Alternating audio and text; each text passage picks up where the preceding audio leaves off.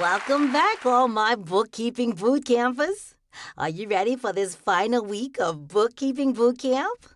Naturally, I'm your host, Bianca, and in this final week, we will be solidifying your skills so that you'll graduate from basic to boss.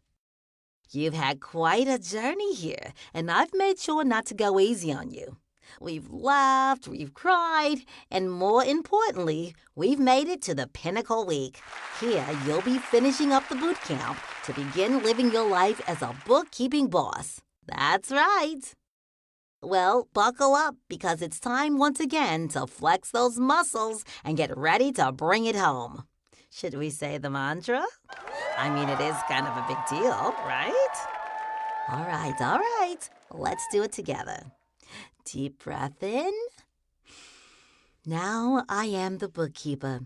I will report, not fabricate. I will state my purpose and document. I will record money in and money out. I will debit and credit. I am a bookkeeper. Uphold ethical standards. Oversee financial data. Coach clients to success. Empower prosperity. Record the entry. Add it up. Balance it out.